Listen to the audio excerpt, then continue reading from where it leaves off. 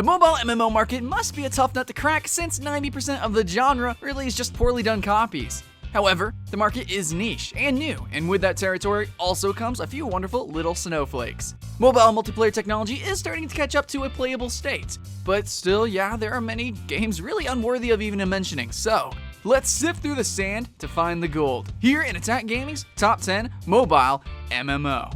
Starting the list, let's talk about INGRESS. This is one of those new and emerging augmented mobile MMOs that uses GPS data to overlay a virtual world on top of your own. INGRESS is special because of its sheer production scale. The game's not only massive, guys, but also episodic, and even has real-life events centered around its game progression.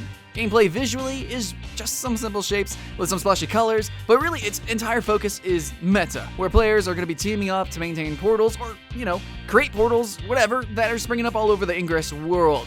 The game is at number 10 because it really lacks character and kind of lacks a little bit of focus. Also due to the fact that if you don't live in a city or can attend the events, it's basically worthless.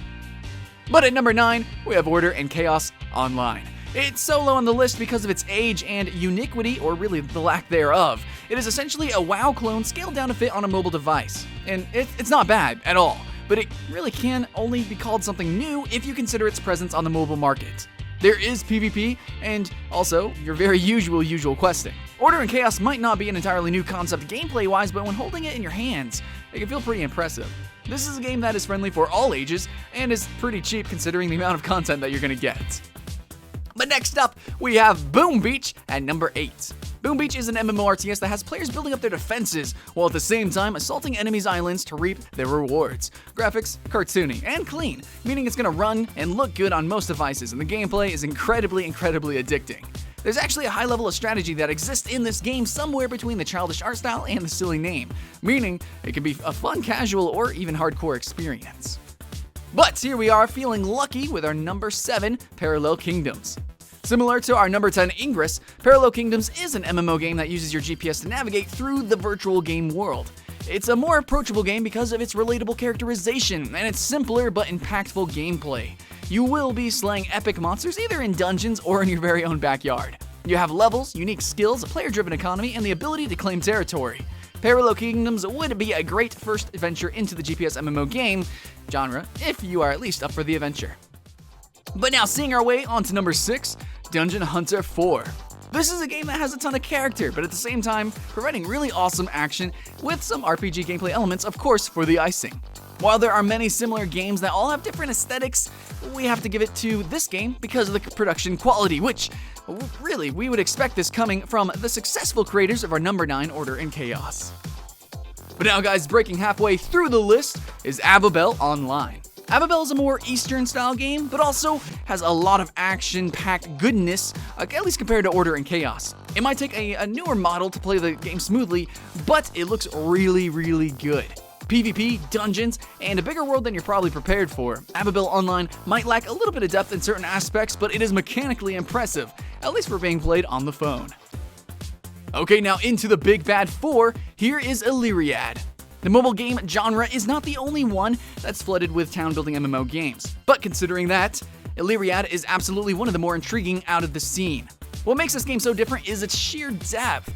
If you were the kind of person to, say, memorize monster stats for Dungeons & Dragons or explore superfluous lore in other video games, then this is probably the MMO for you. Not only is the world rich with fantasy lore and art, but it's a very hardcore gameplay experience at that, with competitive territories, economy, and also just considering how much customization that you're going to be having between choosing different spells, all the way to crafting.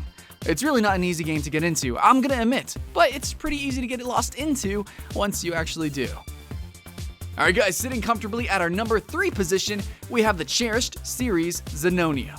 ZENONIA, from the first game to the newest MMO rendition, ZENONIA Online, has had interesting lore, extremely clean graphics, and challenging gameplay.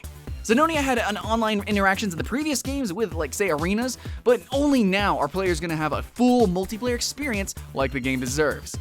ZENONIA Online promises to be the highest quality 2D action MMO on mobile, with tried and true gameplay mechanics that fans have loved since the start. While it isn't released yet in the West, if you haven't tried at least one ZENONIA title yet, we implore that you do so as soon as you can. Now, our second place position, probably no surprise. Of course, it's Clash of Clans. From the makers of another game on our list, Boom Beach, Clash of Clans is the single most iconic MMO RTS game out right now. Copies are springing up left and right, and despite this game's childish appearance, it has actually garnered a very large competitive following. And not only do you fully customize your city for better defenses, but you also have a tower offense style of gameplay when assaulting others. Mechanically, Clash of Clans has a lot in common with Boom Beach, especially the level of quality, but what sets Clash of Clans apart from the rest is simply its iconization. Once you've seen this game in action, it's very likely that you're never going to forget it. Finally, to find out what our first place winner is, our number 1 mobile MMO is Albion Online. Yeah, while technically not released yet, already in its alpha stages, it's shaping up to be great, if not one of the best hardcore MMOs out there. PvP centered, that is, and that's in regards to mobile devices or otherwise. The graphics are timeless, with cel shading that looks better than even some desktop games, yet it still runs great. Controls are extremely intuitive on mobile or desktop despite such a need for accuracy and timing. And yes, guys, this is not an easy game. It's entirely focused on player buildings from houses to kingdoms and waging war with rival guilds. Resource gathering, from chopping down trees next door to adventuring deep into the depths of dungeons, are both risky with how unforgiving death can be, and especially considering that you walk slower with more loot that you're carrying.